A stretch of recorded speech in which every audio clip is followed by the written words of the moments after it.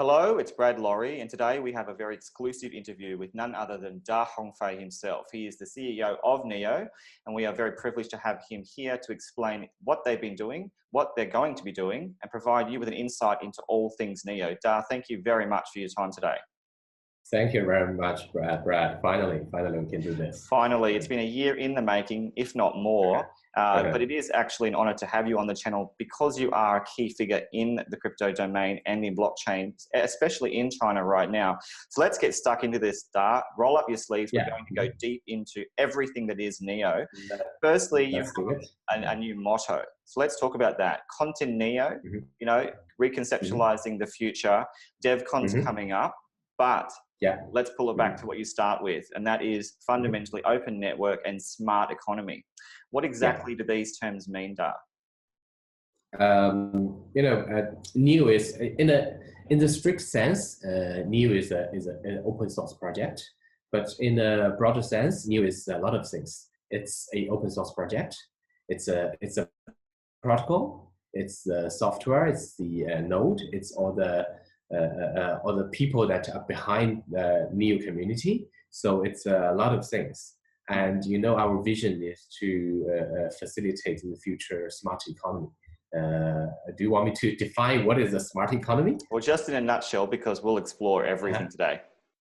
Okay, yeah, it's we have been experienced different kind of economies, like agriculture economy, industrial economy, and we are heading to a completely digitalized economy. And it's not just digitalized; it can be controlled by smart contract, by programmable languages. So I define it as a smart economy. Right. Well, let's explore these in the context of what we hear in the space, and they are words like public, blockchain, tokenized economies, and distribution. So how do they fit in, Da, given that there are other platforms right now doing very similar things with regard to those key features? Yeah, I think we are aiming at a similar object. We all believe in decentralized technologies. We all believe in a new model of human organization. So different blockchain projects are actually heading to the same direction, but in a different, with different technology and slightly different philosophy. But in the core, I think we share the same ideology. And you have said a lot of words like tokenization. Sure, and also public, that's important as well. Yes, I think public means permissionless. It means that you don't need to get some organization or entity's permission to do things, to innovate. So I think permissionless innovation is the core value of the public blockchain. Sure, and then there's the term of open network, Da. In that context, we often associate open with open protocol and with open source. So talk us through that value point as well. Why does it matter? Yeah, open refers to different meanings. At first, Neo is an open source project, so you can see the recipe of Neo itself, and also it's a permissionless network. You don't need to get permission from Neo Foundation or Neo Global Development to become a node of Neo, and even become a consensus node, as long as there are Neo token holders voted for you. Right. So essentially, it's that democracy and the automation through the whole decentralized mechanism of the blockchain and of your DBFT. And we're going to explore this in more detail, Da, as we move through, because I want to understand the connections with other components of the whole architecture that you represent. Because you're not just the CEO of Neo, and we will look at that. But let's look a little bit more into the term you mentioned, which was NGD. Now, what is that, and why does it exist? There are some historical background of Neo. We started Neo back to 2014, and we did our first, we called it crowdfunding in 2015. We get a certain amount of Bitcoins. It's about 2,100 Bitcoins. So at that time, there is no foundation, no legal entities behind Neo. It's just a bunch of people, including me and Eric and a few others.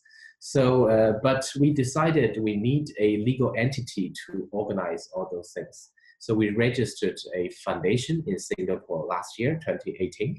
So it's called Neo Foundation. Neo Foundation will be responsible for managing all the reserved tokens and to draft out strategies for the future development of Neo. So the Neo Foundation will be focused on those two things. But we need a execution arm to do all these things. So we set up a separate but 100% funded by Neo Foundation entity. It's called NGD, or New Global Development. The office is in Shanghai, and we have about between 40 to 45 employees under NGD. Right. So in that respect, could it be argued, given that you are registered, that you are some sort of company? Because we often heard the term non-profit right from the iterations of Ant Shares and beyond. But now we have this distinction. So talk us through that. From the legal point of view, it's a limited company. It will be a series of limited companies in different jurisdictions or cities. So the first one is in Shanghai. We registered a company in Shanghai. The reason we registered a limited company is to avoid those legal companies city. It's almost near impossible in China to register a non-profit organization. Okay. You can say that's impossible unless you have it's even for like Jack Ma or even those giant company CEOs, if they want to set up a non-profit organization, it's really, really difficult. Okay, so Da, you mentioned also Singapore though. So given that you're also looking at regions beyond China for registration, is it possible that there could be a little bit of a conflict of interest between NGD and the first intentions of the Nshares team, and then who then built Neo? Yeah, actually no. NGD is not for profit. Logically, it's not for profit. Okay. Although the legal entity is a limited company, but actually the constitution of the company is not for profit. Right. So it is 100% funded by Neo Foundation, and there will be no. Actually, there is zero income revenue for NGD. Okay, so talk us through that, Da. How does that work? If you have employees, how are you able to support them all if you're not creating revenue? Actually, I just said it's supported by Neo Foundation. So Neo Foundation, and there are a few things that NGD are responsible for. NGD do promotions, organizing events. NGD do development. And NGD also do support for other community members, including exchanges, including projects. Right. So in that respect, they are entirely a support system, a non-profit support system to support Neo as you evolve into 2019, 2020 and beyond. Okay, I've got that. And Neo Foundation is the sole shareholder of NGD, and there's no plan to do there's no revenue, so there's no dividend for Neo Foundation. It's not money making big. Yeah. Okay, so no plan to tokenize. Make any profit. No plan to tokenize. No plan to make any profit. Right. So in that respect, we'll have to explore in this interview how you're able to service that non-profit entity with your strategy. Yeah, there are two ways to do it. Okay. You set up a separate entity like NGD to do all the actual work, or you put it under Neo Foundation, use under the name of foundation to do all of this. We think it's better to have different separate entities to do this. So NGD in Shanghai will be the first one, and the second one will be in Seattle. Right. So in Seattle, did you say? Yes. Okay. So the US, that's a big change, Da. I'm going to explore Seattle later, but I want to pull it back to the digital asset, the ID components you have, and also your smart contracts. They are something you've been talking about for a few years now. Why are these so fundamental? What sets them apart from others? Because they're pretty simple. It's KYC, AML, it's identification, it's smart contracts. We've heard this before several times with many different platforms. Why are these three so important? They're very simple, but they're also very important. We've said digital assets for many, many times. So you can regard ICO tokens as a kind of digital asset. You can regard cryptocurrency like native cryptocurrencies like Bitcoin as a kind of digital asset. And also you can regard STO tokens as a digital asset. So digital asset is a more generic term to describe all of this digitalized physical assets or even virtual assets. So the trend is we have been trying to digitalize real world asset into the blockchain or into the digital world for many years. Right. And so in that respect, obviously you had to raise money to do that, to really enable this platform to build out these functionalities of the identity particularly, because obviously that's required in many different jurisdictions and compliance requirements of countries. But underneath all of this, surely there's also an enterprise component as well. You know, what's the initiative there? Is there any enterprise element in conjunction with Neo as a public blockchain architecture? We haven't been directly worked with enterprise to do asset digitalization yet, but we have some enterprise partners. They are running a consensus nodes on the mainnet or testnet. I think they're interested in the reason why they're doing this is not that running a consensus nodes is making money. It's peanuts. And sometimes they even lost money. The cost is even higher than earning. So I think there may be a few reasons they're doing this. One is they're interested in the technology itself.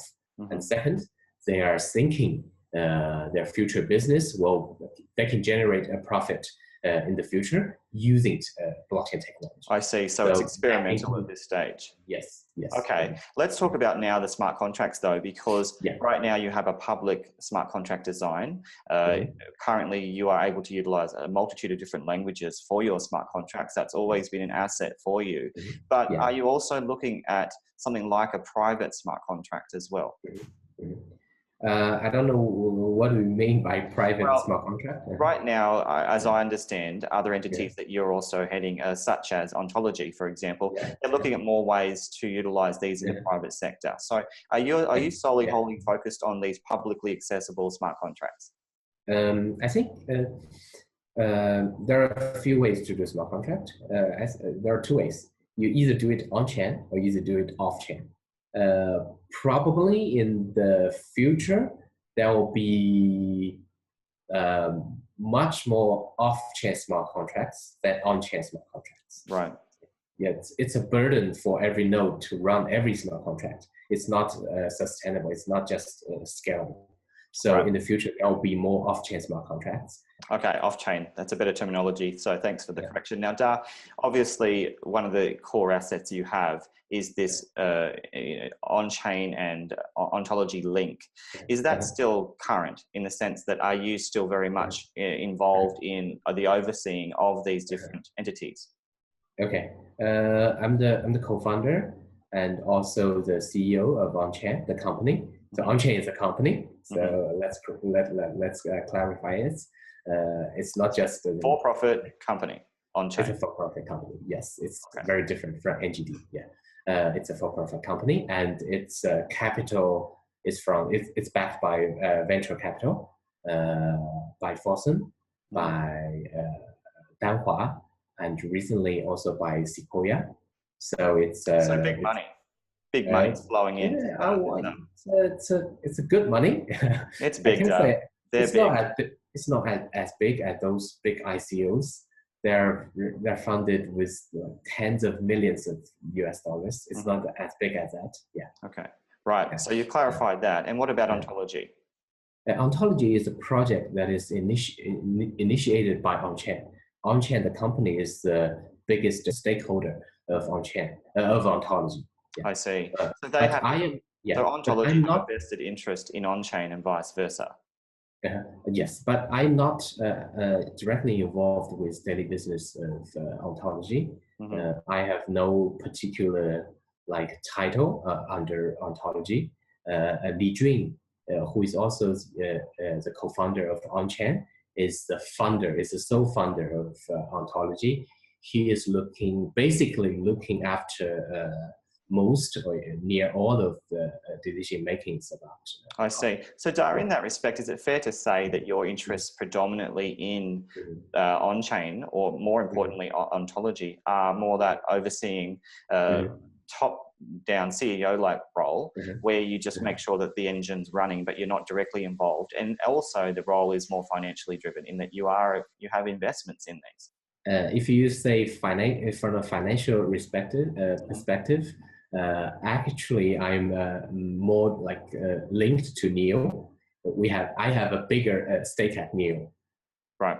So your main focus, your core focus. But once again, though, is it fair to say that you still have some sort of clout and weight when it comes to decision making in these other entities? You mean at Onchain? Onchain and yes, I'm the biggest shareholder of Onchain. Right. Yeah, there are different business lines under Onchain. We have a blockchain for enterprise. We have ontology as initiated ontology, but the ontology is not 100% owned or controlled by Onchain. We are biggest stakeholder. And also we have a subsidiary company in Singapore. It's called Onchain Custodian. It's doing custody service of digital assets. So there are like 3 or 4 different business lines. I see. So clearly, Dara, in that respect, you want them all to succeed because you genuinely have a vested interest in all of them. You have, whilst your main focus time and resources is Neo, you do want them all to become a success. Yes, I want them all to be successful. And if 1 or 2 of them become successful, it will also help other projects. Okay. Now, let's talk a little bit more about the developments of the developing languages that are accessible via the smart contracts. Have you increased the different languages that are now accessible? And why does it even matter? There is a much bigger developer community with different mature languages. There are probably maybe 100,000 people that I don't know how many, 100,000 or maybe 100,000 people can do this Solidity. They know how to write smart contract with Solidity, but a lot of people. That's the Ethereum developing language for those who know. Yes, yeah. So there are so many people, millions. They know how to do smart contract. They know how to write Java or C# or other languages. Yeah. So it's just a much broader community. Yeah. We're aiming at bring those developers into blockchain industry.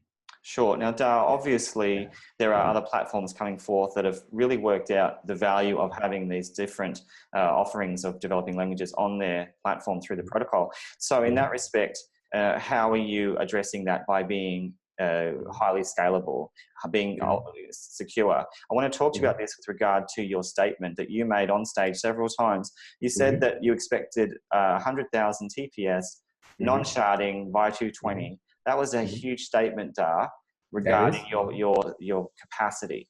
How on earth can you say that given your current TPS and your current capacity now? Sharding, I don't think sharding is the ultimate solution to improve scalability.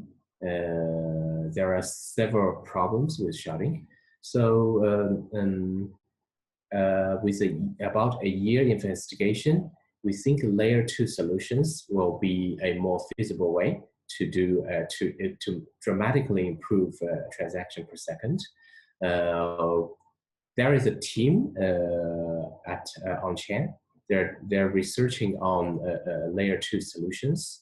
I believe that in a year or so we will have a workable solution of layer 2. Dar, we need to talk about this more because you haven't talked about this much. So Onchain have got a secret source. They are working on something. So is that going to technically, or is the plan to migrate that across and utilize that technology in Neo? Um, if you look at the history of IT system or IT ecosystems, you will see a trend of abstraction. So we have like people first invent a base layer, and then people generalize them to, or abstract them into a second layer, and then maybe a third layer. We saw that again and again, and I think that will also happen at blockchain. So, yes, but let's go back to the question though about Onchain. You know, tell us more about this secret project. What's going on where they? No, it's not a secret project. Not a secret project. It's not a secret project. It's Onchain is doing distributed storage, and when we are doing distributed storage, we find out that we need a payment channel to do that. It's not sustainable to hit the base blockchain every time you want to access a 4 KB file. So we started to look into state channel solutions, and we did some research on it, and then I realized it is we just need to put different layers on top of the base layer of blockchains. Sure. So you want to make it more performant, and you're relying on this research team and this and team of engineers in Onchain. But I want to talk to you more about the onboarding of layer 2s outside. Are you also going to outsource layer 2 solutions? Because I know that you do talk to different teams that are very interested in working and collaborating. Sometimes we hear in the space of superficial partnerships. So I want to talk about ones that are real. Are you also going to engage with layer 2 solutions that could facilitate and build upon the speeds that you're at now? We haven't had worked with like we don't have a very close partnership with third-party teams to work on layer 2 yet. There's one project called Trinity. They're doing payment channel on top of Neo. But it's as far as I know, it's a payment channel. It's not a generalized state channel. But we are looking for a generalized state channel solutions. I see. It's interesting because Ontology certainly are looking in the direction of layer 2s. I know that having spoken with Lijun a few times now, but let's talk about the issues of speed for a moment and scalability, block time. What are you concerned at all? We're talking about a 15-second turnaround right now, approximately, with your speed. Is that a problem, given that some of the testing for other blockchains is much faster?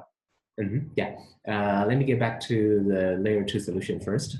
Onchain is most of the research team with Onchain is doing sharding schemes.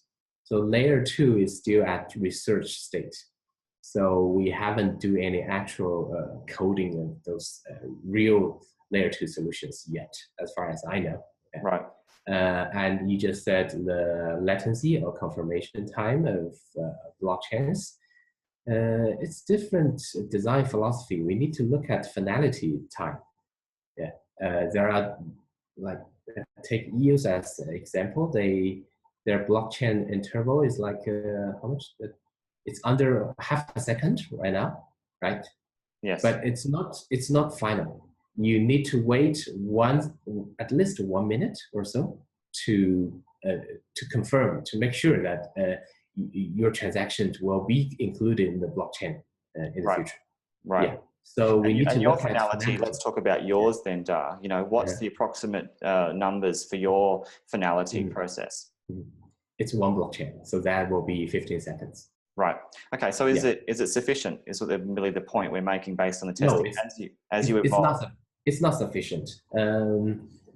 If we have layer 2 solutions, the latency will be improved dramatically. It will be like instant. The latency will be instant. Sure. So Da, on that note, and I'm sorry to interrupt, but there's so much we want to get through with you. It's so rare to have you on the channel. Now, currently, as you said, it's 15. You want to hit the benchmark of 100,000. That is extremely polarizing, those numbers. So in that respect, why aren't we seeing incremental developments, Da? Why is it just going to be suddenly next year, sometime 2020, supposedly? Shouldn't we see some evolution and developments in the interim? Yeah. We are working on the design of Neo 3.0. With Neo 3.0, the architecture will be quite different, and the scalability will be improved dramatically. Mm-hmm. But it probably very likely need to, it's 100% will be a hard fork, because Okay. it will be very different. Mm-hmm. And it is even possible that we need to start from a Genesis block. So we need to migrate all the dApps onto the new blockchain. So that's still under discussion. That's a big deal. So essentially, right from scratch. Yeah. That's a big announcement also, Da. So talk us through the implications of this with the current dApps, the parties, the CEOs. Obviously, that's a lot of discussion happening for them, so they're well informed. Are you making sure they are aware of all of this? No, I'm not sure. So we had a video conference call. Yes, is it yesterday? It's the day before yesterday. We ended the last 3 hours, about 3 hours. We finished it about 1 a.m. midnight here in China, because there are different they are in different time zones, and no doubt several concerns as well. But when will these announcements come? When will you start to let people know if you do make this transition with the hard fork? When can we kind of expect these, since DevCon's coming up? We haven't made any decisions. I just said we have a conference lab 3 hours.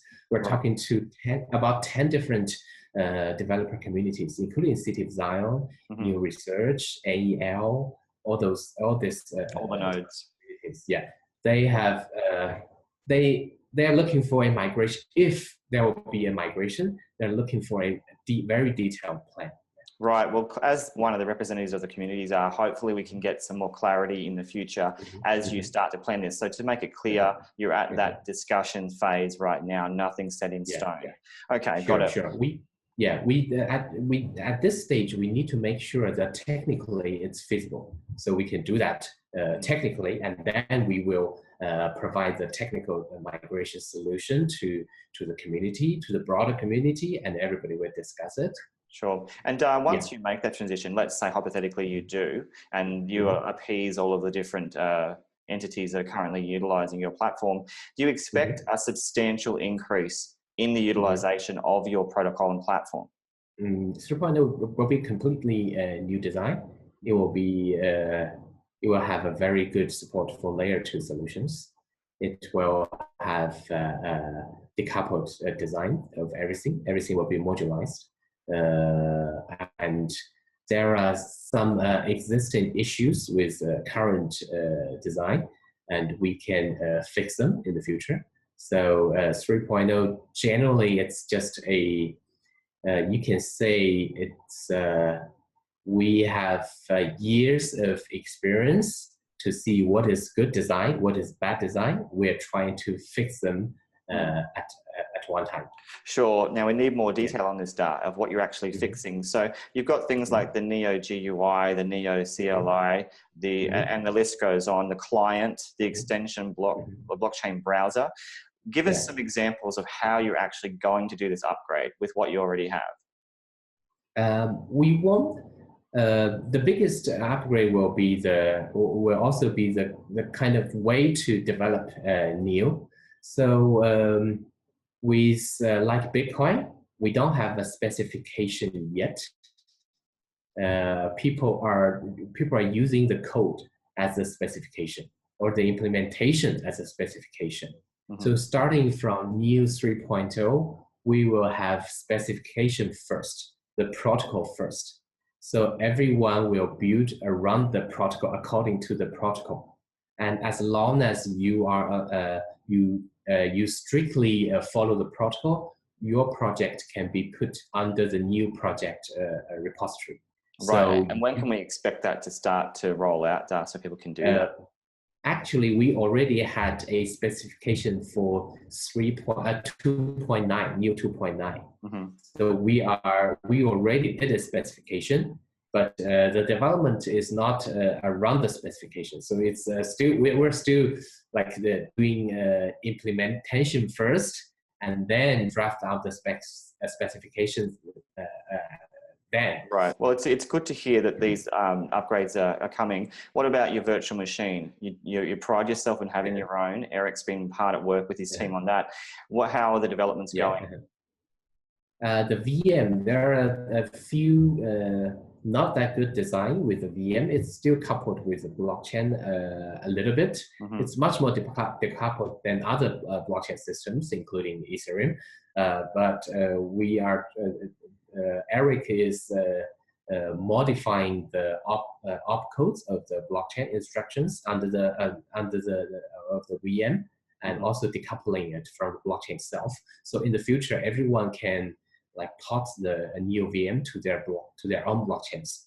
So the VM will become interoperable. Yes. Okay, that's quite interesting, because currently there are not that many platforms that have their own VM. Yes. So will you offer that for free, that service, or how will that work? Yes, that definitely will be free. A lot of blockchains are using WASM these days, but WASM is not. It's not meant to be. It's not designed at first to be a blockchain VM. So everybody needs to modify their own version of WASM. So it's not just it's not really interoperable. But Neo VM is specifically designed for a blockchain. So your VM is going to be a go-to point for those that don't have the time or resources, or the team to build out their own. Now, let's talk a little bit more on decentralization, because one of the things you cop a lot of flack for, a lot of criticism, is the lack of nodes generally. Give us an update on your 7 nodes and what is the plan from this point forth. Okay, let me clarify this first. The 7 nodes are 7 consensus nodes. So there are, I don't know the exact number. It's difficult to know the exact running nodes number. The seven nodes are consensus nodes, and there are other full nodes that is run by like blockchain explorers, run by exchanges, run by wallet providers. So there are definitely more than 7 nodes. Sorry, my apologies. The 7 consensus nodes, they are part of this whole delegation and mechanics for the major operation of Neo. But then you also have the other nodes that facilitate the distribution. Yes, you're right. So I did want to ask you though, in that respect, let's talk about these 2 contexts. The first one, Da, is the 7 consensus nodes. Now, when we spoke and when I've listened to you speak in the past, you've always alluded to an expansion of those consensus nodes. So what is the plan with those first? The first step is not to expand the number. The first step is to hand out the control of those 7 consensus nodes. The 7 consensus nodes used to be all controlled by Neo Foundation, but now we're in the process of give it out back to the community. And there are 2 nodes that is running by third parties. One is run by City of Zion. The other one is by KPN, the Dutch telecommunication company. Right. And there are other entities are running consensus nodes on the test network. And if they're doing good with the test net, they probably will be running a consensus node on the mainnet. Right. But it's a selection process. But right now at this stage, a Neo Foundation controls a lot of Neo tokens. So we have a very strong say of who can run the consensus nodes. But with the distribution of those reserved tokens, our influence will be decreased in the future. And that's important, because if you uphold the ideals of decentralization, that does need to happen. And you do cop some criticism, not just for the DBFT, but also this model, this finite number that you do have of consensus nodes. So can we also talk now about more generally the other nodes, those that are developing and spreading throughout the network? How are the numbers looking there generally? I actually don't have any idea of the actual number. I will imagine there are at least a few hundred of those nodes. As I just said, if you are a cryptocurrency exchange, you definitely, if Neo is traded on your exchange, you definitely will need a full node. Sure. And if there are dozens of them, maybe if not 100. If you are a wallet provider, you run a wallet for people, you definitely need a full node. If you are doing a blockchain explorer, you need a node. So I would say there are a few hundreds of other full nodes on the network. Right, and that's obviously growing, even despite the bear, hopefully. Now, if we talk about it, dApps for a moment, or dApps as some call it, let's get a recap of the dApp. Now, you have quite a few comparatively to other blockchains on your platform. How many do you have currently, roughly, Da? I would say around 100 or so. Okay, that's substantial. Now, one thing I did want to ask you with regard to that is just the situation itself. And what's the feedback from those people at the top when you have these conferences? What's their sentiment with regard to the product, the efficiency and the functionality of the protocol for them? I think the feedback is mixed. There are good feedback, there are bad feedback. I will focus on the bad feedback. Okay. One of the questions I've been heard a lot is gas is too expensive, especially a year ago when the price is really high. I heard from a team that are doing a decentralized exchange. They think gas is too expensive for them to run a decentralized exchange. But the price of gas had dropped substantially over the last 1 year. The problem seems to be relieved, but it's the problem actually is still there. It's the economic model of the design. So also with Neo 3.0, we are investigating different economic models. That's a big deal.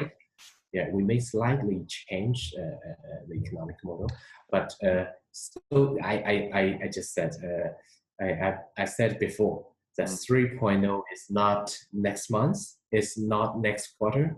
It probably will take a year or so to do that. And obviously that's a challenge to hear that from the community who so desperately wanted more information. But you're saying it's very much a longitudinal plan, this 3.0. So for those out there, this is not FOMO. You know, this is a long-term plan that you want to unfold. It's a long-term plan, yeah. Okay. And if you want to join the discussion, check out our GitHub. It's there, yeah. Sure. Let's move across now a little bit more to some of the dApps themselves as examples. You've got Bridge, Moonlight, Traveler, Switch.io, Apex, and the list goes on. Some of them, you know, as you said, Effect AI, I think, has moved across to other platforms. Clearly, some of them weren't happy. So let's talk more on that sort of negative feedback that you had so we can explore what some of the problems. I think there are a few problems. The first one is gas is too expensive. The second one is sometimes the mainnet is not that stable. We have issues with our implementation, so we are trying to fix them. And I'm very confident that after a month or so, the mainnet will be very stable. We just had we had something already merged at GitHub. We will deploy them very soon. Okay, so we can expect some changes there, which is great. Now, I wanted to talk to you also with regard to funds, Da, because your fingers are in many pies with regard to your investment and your interests and your role as a leader of them. But what about Treasury in terms of financial governance? How is that model, you know, designed for Neo specifically? Yeah, me and Eric are in charge of the financial in the old days, and we just with the setting up of Neo Foundation, we hired a financial controller. He will be working with us after the Spring Festival, and before that, I already did I just checked our financial status, and luckily we still have around $2 million cash. That money is not from selling of new tokens. That's the rest of our crowdfunded Bitcoin. We converted most of them into fiat, and we still had a few hundred Bitcoins left from the crowdfunding or from Right. the ICO. And have you had to access any funds at all from any other source to really fuel and fire Neo as a open source protocol for the future of decentralized business? Have you had to utilize any other money, or is it just come from that raise? It's come from the raise. Yeah. Okay, so you've got $2 million left. How long is that going to last you, Da? We had around 40% to 45% of new tokens left. And NGC had made at least a few million US dollars for Neo Foundation, and we haven't got the profit yet, but it's on the book. Okay, so are you confident that you can stay the bear though, Da, and you can make it through? I'm very confident. I'm very confident. Yeah. Okay, well, that's good to hear. Now, let's talk a little bit more about use case. This is one big area that's an anomaly for almost every CEO right now, right across the globe of crypto. And that's because it's not provable in most cases, that use case. Verticals like layer 2s, you've mentioned them. We hear the narrative of gaming and of gambling coming forth, finances, and even the term ATO coming from Lichong, meaning asset token offerings that are possibly going to be the umbrella term for STOs and the like. So what is the plan for Neo in terms of real use case data? Where's that big value of application going to come from? Actually, I think a real application is still maybe 2 or 3 years away. Or if we are talking about mass adoption, the infrastructure is still not yet ready. That's a big call. I've been saying this for like 2 or 3 years already. But let's talk about that though in the context of the community. Since you said that, you say you've been saying this for a few years now, but obviously we're in a money market because people still deem these as securities in the beginning because they are functionally pre-utility at that point. So what about FOMO? You know, what about these people in the speculative market that drove the price up of Neo substantially? You're on stage traveling the globe knowing that. Yet you're saying also that you've been telling people this is going to take some time. How do you think you did the right thing by, just leading the way on stage, or should you have really made it clear this really is for a very much a decade-long venture and beyond? I think I should I should say what I'm thinking about, what I really my real thoughts. I do think we need 2 or 3 years to see, at least to see mass adoption, and the infrastructure is so primitive. It's so not ready.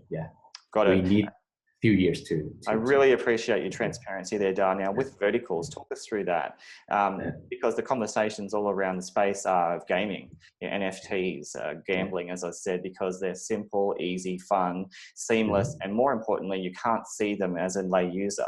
The onboarding of gaming on blockchain is difficult.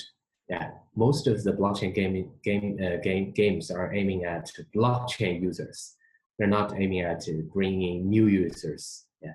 So if you are a completely new game user, you need to install a blockchain wallet, and then you need to somehow buy some tokens to play a game, and then you need to know how to sell those tokens you earned with the game, because most of the blockchain games are the big difference is they have tokens inside, they have digital assets inside, and that is tradable. So it's a very high barrier to do so. It's like teaching your grandma to write an email with your computer back to 1990s. And hopefully, Da, in that respect, though, that they learn strategies, these internal tokenized economies that are essentially their own dApp, or it could be on their platform. Hopefully, they learn how to market this to those mass audiences, because that's going to be key. But what is interesting about what you've said, and really important, I think, is that from a Neo position, from Neo ecosystem, it's still building the capacity and the infrastructure this year. Yes, it's a long run. It's a marathon. You can. It's not a sprint. So is that why you haven't onboarded more than 100 dApps to date? Because you've been out for a while. Is it because you're really focused on making sure the system works? I was we intentionally that like refuse dApps to build on top of Neo. Mm-hmm. It is what it is. But my philosophy, my belief is that infrastructure is not ready, and at Neo Foundation and NGD, we're more focused on improving the infrastructure. Sure. One of the things I did notice though last year was that there were, and the year before, there were a lot of postings of you and Vitalik, often in different locations, or you've known each other for a while, and even some of the text you would read indicated a bit of rivalry. So now, this is why I ask you that. Do you still feel the same? Is there a sense of rivalry, or are you completely focused on Neo and not really engaging in what Ethereum's doing? Actually, I don't. I respect Vitalik very much. The first time I met Vitalik is in China. That's end of 2014 or sometime, or maybe even 2013. I can't remember exactly which year, but it's very early.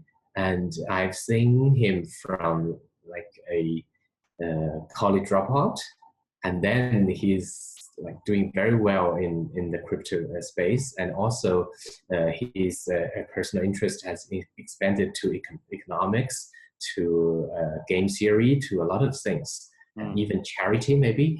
So I do respect Vitalik. I think he is one of the very few people I respect in this industry. Right, and I appreciate that your focus is not on that competitive approach, but more so on support for each other as you build out what is technically a revolution, a technological revolution with regard to distribution of information, of data, particularly, and of value.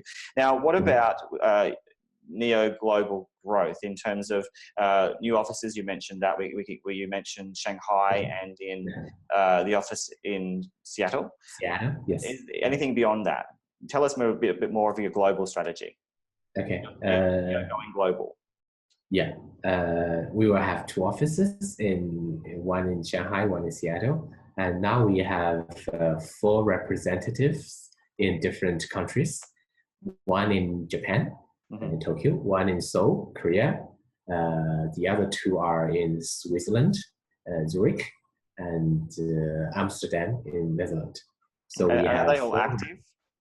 They are active. Like Lili Zhao is based in Zurich. She had attended a few conferences for us, and also she's working with a university there to see if they can deliver a blockchain course that's built around Neo. The people in Japan and also in Korea is doing marketing mostly. Okay. So they're all active doing different parts to build the ecosystem. Yes. Now, partnerships, that's something that a lot of CEOs don't like to talk about because it implies FOMO and speculation. But I want to focus on real partnerships, Da. You've made it very clear to the speculator this is a long-term game anyway. But companies like Nash, for example, I spoke to Fabio very recently. You have always said that DEXs at the time were a big thing for the future. Now we have Nash. Clearly, they're about to announce some big things. Is that going to benefit Neo? And if so, how? Definitely. Liquidity is one of the biggest value of cryptocurrency and tokens. With a DEX, with an easy to use DEX, it will provide good liquidity for all the tokens. Okay, so you can't tell us more about the magnitude of Nash, because my understanding is they are going to announce some substantial things at neodevcon, and that's that's a bit of a carrot for those attendees. It's also exciting to know that there will be some announcements made, but fundamentally, I don't know. Yeah, actually, I don't know what they're going to announce, and even if I know, I shouldn't spoil it, right? No, I just wanted to know if you knew anything about it. Now, what about Neo Research, Da? What's happening in that respect? Is there still fields of research being done? Are you still engaged in developing in that way? They're doing very good. They just published, or I don't know if it's published or it's public or not. They released a paper. Research paper, a formal, it's not formal verification. It's I don't know how to say it. It's formal description or specification of the new consensus, the DBFT. Right. So Yeah. in that respect, since you mentioned it, why the DBFT anyway? Is it fundamentally because of the finality that you went with that decision?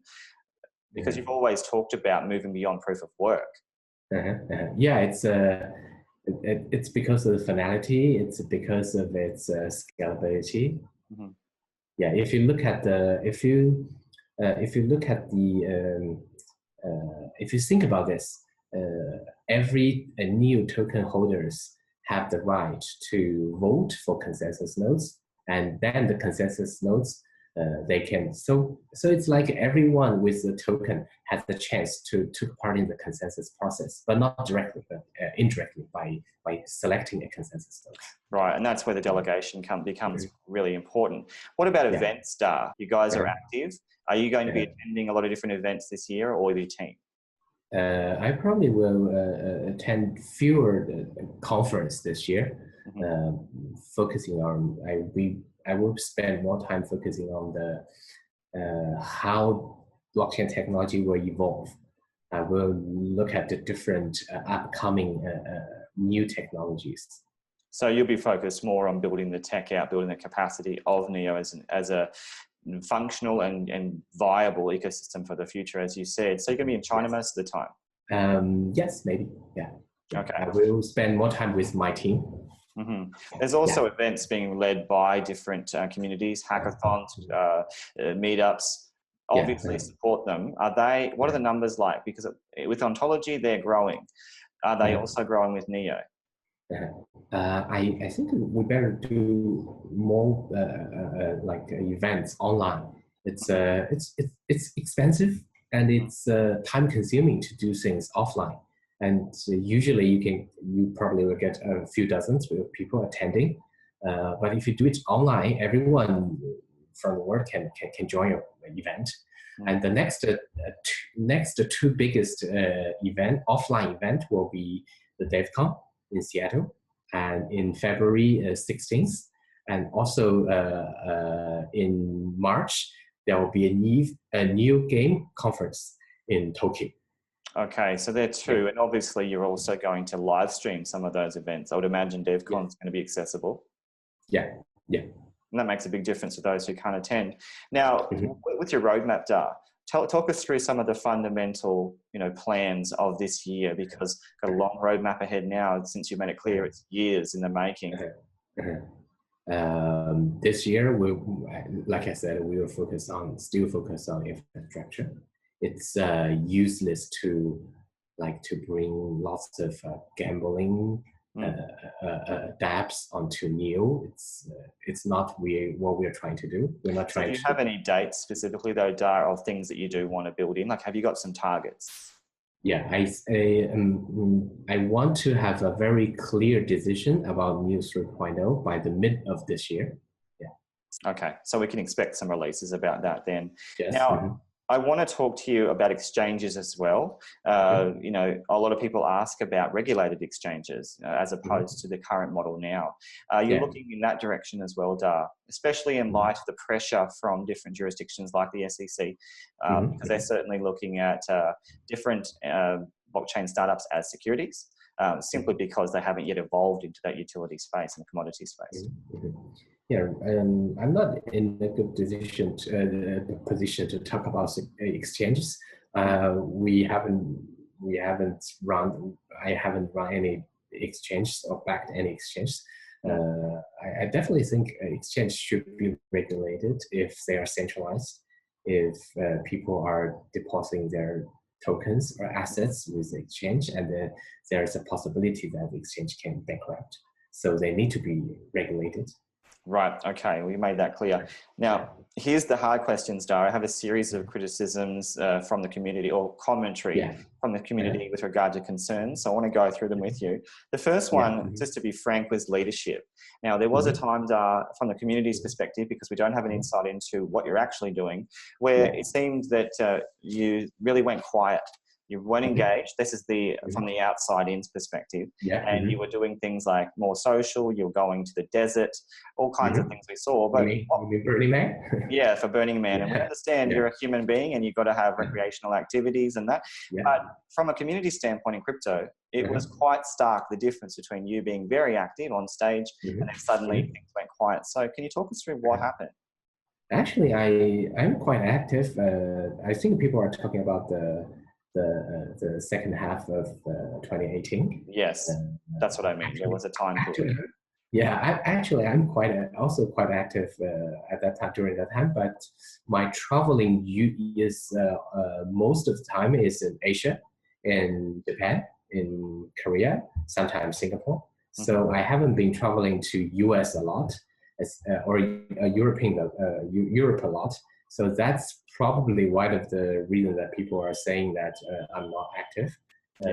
If you check my conference speech or traveling plans, you will see I've been traveling to Japan and Korea many times.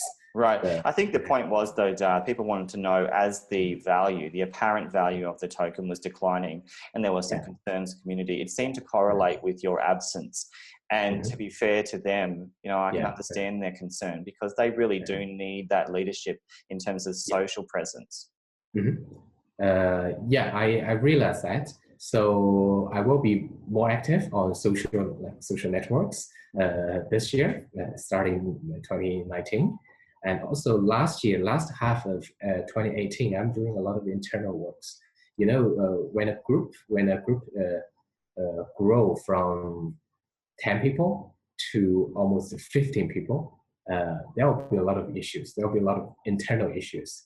So a lot of my time is spending on recruiting the right people and to resolve those initial internal issues. Okay. Well, thanks for clarifying that. Now, I want to talk to you a little bit more about manipulation, about whales, controlling markets, all the way from exchange to VC, and even, certain parties in the influencer space. There's always concern to me about the potential for a small number to maximize their profit margins on those of the innocent retail investors. Talk us through, your experience and knowledge.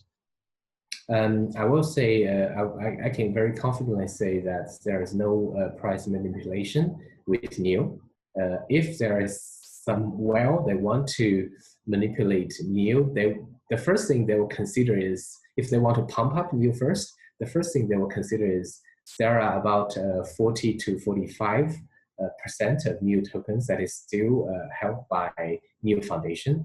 It's a very big concern. They either will not do that, will not do the pump up, or they will either talk to us, ask us what is our plan, because we can spend the maximum 15% of all the NEO tokens at our reserve. So there's no so-called whales talk to us. So I'm quite confident there's no price manipulation. Sure. So wash trading, market making, collusion, you're pretty confident from your position it's not going on? There's no market making before this year, but we have been approached by some market makers. Okay. We are in the process of discussing with them, see if it is necessary to have market makers to provide a good liquidity. Sure. And just to be clear, Dara, on that note as well, there are legitimate means in which you can market make Yes. So just for those who are aware of that. Yes, I'm completely aware of that. The reason we haven't do any market making, we haven't been direct or indirect involved with any market making activities, is because we just don't want to mess up with the market. We want to stay away from the market. So how do you feel though, Dara, knowing that you have such charisma and such social presence when you do enter the public domain, that people are literally speculating just when you speak? How do you feel knowing that? I don't know. I just speak. Do you feel the responsibility of that? Yeah, I know there are responsibility, but it won't stop me from saying or not saying things. So I will speak what I'm think is right, what I'm thinking is wrong. Right. So the point I'm making is when you do speak, it's from the mindset of building Neo for the long term, not to go and drive price. Yeah. That is what I'm believing. Yeah. Yep, I hear that from you. Now, let's talk a little bit more about ontology and on-chain with respect to team. I want to clarify this for those who are not quite sure. You've made it clear in the past that no members of Neo have migrated across, but let's pull it back to AntShares for a moment. Is it actually true that some of the original AntShares members are now in ontology? It's like this. We started as a one team. There's no on-chain, and there's no separation between the AntShares and enterprise service team. So we started at, I said many times, we started when we are building AntShares, there are like companies coming to us, asking us to build a blockchain for them. We did it with the AntShares teams, and then we just realized it's not AntShares business; it's a separate business. So we decided to separate them. And at that time, there's only like between 10 to 20 people. So it's a very, very small team. And some of the team members moved to on-chain, some of the team stayed with AntShares. And some left. There is no, according to my memory, there is no developer besides Li Jun. Li Jun is he's not a developer. He knows how to code it, but he's not doing actual development coding. Besides Li Jun, there is no other like developers moved. Okay. Well, thanks for clarifying that. I appreciate it. Now, Da, there's one big thing. ChicoCrypto really went hard on this issue, and he's well known in the space for not mincing his words, and he's controversial, but he also is very passionate about Neo. I will say that. With this in mind, he raised the issue of Binance. Now, Binance essentially has a much faster confirmation time with their DBFT. His big question was, why did they go in that direction with DBFT, given that you also have a DBFT? Is there a correlation, and what's the agenda? I'm not actually. I read the news that said Binance their blockchain will use DBFT consensus. And I think it's a positive feedback from Binance that they think DBFT is a good consensus mechanism for them. I think it's a good thing, but they haven't approached to us, any of us, Eric, me, or other team members.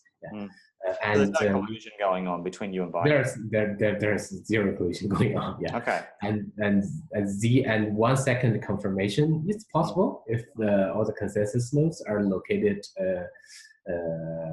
very. They have direct connection. Their bandwidth is very good. It's possible. Yeah. Well, in that respect, though, Da, I wanted to ask you, why is there a dearth or a lack of NEP5 tokens, going onto the Binance platform when you clearly have known or you have associations with Binance, either it's indirectly or directly? Why is it there's a lack of them onboarding? Yeah, Binance, the listing process of Binance is a black box. So from outside, you will not know who is in charge of that. It's a kind of anti-corruption system. So I can't influence what tokens will be listed with Binance or not. The listing process of Binance is very strict, but NGC, New Global Capital, they invested in a few crypto exchanges, including KuCoin and some other smaller exchanges, and we have a fairly good relationship with them. And we will refer, if there is a NEP5 token, they want to be listed with those exchanges, we can refer them to the exchanges. Okay, well, that's good that you are transparent about that. Now, I want to talk to you more about NGC. You mentioned that, and this is important. NGC have invested in a multitude of different projects. They're very clear and transparent about those investments. Many of them were not directly related to Neo, though. They were infrastructural for the most part. Why, Da? Yeah, NGC is, there are two funds managed by NGC. The first one is called Fund One. Fund One is for profit. As long as it doesn't conflict with Neo, and it will make money, they will invest in the project. Yeah. And the second fund is called the Eco Fund. Eco Fund is solely for the ecosystem, to build up the ecosystem for NEO. And like most of the projects is either built on top of NEO or will be beneficial to NEO. And what's that fund like, that eco fund for building out the internal ecosystem? Is that still being used, and is that still fueling more development currently? Is that, and are the coffers full? The eco fund is used to invest in third-party projects to stimulate growth for NEO. Yes, just like I said, KuCoin is probably will be. It's already or will be invested by Eco Fund. It's not by a fund one. Yeah. So how's the fund looking? Has it got plenty of money left? I haven't checked. I don't have an exact number, but NGC, if we combine Eco Fund and Fund One together, are doing very well. Given the current bearish market. Right. Well, the ROI of the NGC investments were well known universally last year for being very successful. I wanted to ask you though, if the narrative coming from you and the team is that you're really focused on infrastructural to really have a forefront position in the blockchain domain. Why is it that you'd want to also focus on so many other infrastructural platforms? Is it because you want to jump into the race and make sure that you're... It's this. The fund we raised with two ICOs is limited. We will spend, it will be dry out someday. So we need a income stream to support the development of NEO. It can be either that we find a way to make money or we sell the NEO tokens. So we think we find a way to make money is more important. And it also broaden our vision of the industry. NGC people get chance to talk to other projects. They know what those smart people are doing. So we can learn from them. So in that respect, though, the profits from NGC, do they ever go across to NEO? Yes, NEO Foundation is almost the sole LP of NGC. Yeah, so all the profits will go back to NEO Foundation. So there must be a lot of money in there, given the success of NGC. Yeah, it's very successful, but a lot of it's on book, but many of the assets are still tokens. So they need to liquidate those tokens to be real profit. Right. Now I want to talk to you a bit more about your team and with regard to employees. Now my understanding is that as you turned into, or as you developed this new entity of NGD, that some of the employees were promoted into new roles. Now, given that you have substantial, access to funds, why didn't you go and advertise DA more for, building out new skill sets, or to go and get the best minds in the space and employ more people rather than just upgrade those in perhaps less experienced positions into simple ones? Okay, I got it. I got you. It's very difficult. It's if we hire someone and put someone on top of everybody, sometimes it makes everybody unhappy, and it will. It's not just about happy or not happy. The company is not created to make people happy, but the problem is if everybody is, if there are people that are unproven, so we don't know whether he's good or not, and he's leading everyone. There is a very big chance that he will lead people to the wrong direction. Right. And with people that are familiar, we are very familiar with them, and we know they have the potential to grow. We like to give them room to grow. And NGD Shanghai is not in charge of everything. It's just it's a branch of a subsidiary of NEO Foundation. We will have NGD in Seattle. So it's so if people promoted to to in charge of NGD or do a substantial part of NGD work, it's not like a systematical. It won't be a systematical fall, even if things went wrong. Right. Well, I want to move on now to Microsoft. In Seattle, I'm aware that there's an accelerator program for Microsoft related to Onchain. Not Neo, but Onchain. And also, obviously, Seattle is the place for neodevcon. So I really want to ask you about this. Microsoft's a big deal coming. And is it going to be beneficial for Neo more so, or is it really going to be building out the enterprise value of Onchain? What's the relationship with Microsoft specifically?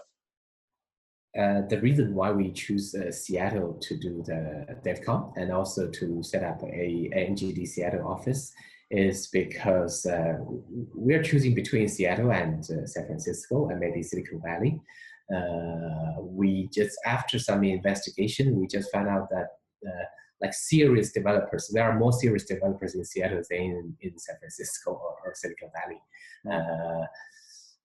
Microsoft is there, AWS is there a Facebook is there. But particularly Microsoft, because on the DevCon list, there's a lot of members of Microsoft speaking at DevCon. The reason is NGD Seattle office will be led by 2 former Microsoft executives. So they are deeply involved with Microsoft .NET strategy. So they know how to win a platform war. They know how to come from behind and win in the long run. So that's the reason why we're doing it in Seattle. So is that part of this strategy to really become a force in this platform race by making sure that you utilize the skill sets and knowledge of people who've done it before in the centralized domain of Microsoft? Yes, exactly. Yes. Okay. And will we know more about this, Da, at DevCon? Will there be some discussion? Yes, sure. Yeah. The leader of NGD Seattle, head of NGD Seattle, will do a speech. Now, just generally with regard to social media and engagement, again, we've touched on this basically, but how is the interactions going with the whole team? Twitter, Facebook, Reddit, Discord, WeChat, Weibo, YouTube, Medium. Are you doing the right thing? Is this strategy working? Is the growth there? Is the interest there within the crypto space? There are so many social networks these days. In China, most of the team, where we do internal messaging, we're using WeChat, and where we're doing talking with developers, we usually use Discord. And if the developers, when they talk about technical issues, they're using GitHub. And I will start to use Twitter more this year. So you have any suggestion for me? I think the main point is, the growth is there, the ecosystem interest, because obviously during the bear da, there's been a lot of people really struggling with the whole experience of the speculative market, and many look to the quality of engagement. So the question is, are you making sure that you're doing everything you can to engage? Okay, that's a good advice. Yeah. And I also wanted to ask you about business transparency with regard to revenue, with publications. Are you also going to provide that information as well, Da? Or are you currently doing that so people can be well informed? I'm currently doing that. The reason why we hired a financial controller, the first reason is we need a financial controller to look after all the financial parts, and also do auditing with NGD, NGC. And also we want him to publish periodically the financial status of Neo Foundation and NGD and NGC. So the community have a very clear understanding where we are. Right, and how often can we expect those with regard to the number of reports per year, for example? Ideally, we should do it quarterly, but I don't know whether it's too frequently. Maybe we can do half a year. Okay. All right. Well, so we can expect more information. Now, Da, in that context, talk us through enterprise. We touched on it before, but is there any way in which you are trying to build out what's known as a BaaS, a blockchain as service and product model that essentially is what Ontology are really focused on working with? Because obviously, on-chain is really driven by that enterprise interest. And you mentioned modularized, and that implies something similar in some respects to Ontology. So are you going to do anything at all to try and build out some sort of enterprise geared system on Neo? Onchain had built several consulting private blockchains for business in China, and most of them went in vain. There's no result. I haven't seen any real adoption of blockchain in enterprise environment yet, let alone BaaS. I think BaaS is kind of a buzzword. Okay. It's we still need to improve the infrastructure, so it's even not ready for enterprise. Right, so it could be a case that we're just ahead of the game and we really need to pull back and make sure that you can get all the tech well and truly sorted with regard to what you need to evolve and be competitive. And what about stable coins? I mean, a lot of people are talking about that at the moment. You engage with exchanges, as we know, Switch.io, Nash. But in terms of the future, volatility is a big problem right now, potentially. What are you going to do, considering that BTC and ETH tend to be pegged to a lot of the performance of everything else? I still believe stablecoin is very important for the ecosystem. And there's one project called Alchemint. They're doing stablecoin, but in a different way than other than Tether or Pax. I haven't seen any bank or financial institution backed stablecoin yet on Neo. If there is anyone want to do that, we will be very interested. Right. Okay. So we can expect, obviously the interest is there and the opportunity is there for those. And essentially, is that because you want to try and stabilize the ecosystem? Try to stabilize the ecosystem. Right. The ecosystem, if there are trading, they need a unit of accounting. They need a stable unit. So stablecoin is at least it's an interim scheme to be used. Sure, but why not just use fiat itself in that respect then? Why do you need to have these stable coins integrate into the system as another layer of functionality? It's more complicated to use fiat itself. You can say that your money with PayPal is a stable coin. It's very similar to fiat itself, but if you directly use fiat, you need a bank to do that. You need a bank to issue a fiat equivalent. That will be even harder. Right. Well, we've covered a great deal of things, all the way from the technology right through to your plan for the future in terms of not just enterprise, which is a long time ahead, but more importantly, looking at how you're going to support applications. That, mentioned is a long-term goal. Right now, it's all about infrastructure. It's about competing in that initial platform race and making sure that you do everything. You don't misstep. You're going to be engaging more with the community. You're going to lead out Neo. You're back to do that role, and you've been there for some time. Da, is there anything you want to say to the community as one final statement? Because they obviously are there for the long haul. Many of them invested in supporting Neo. There's a long way to go. We are still a few years behind to see the mass adoption of blockchain technology. But if you if you put your effort during this few years, the return will be huge.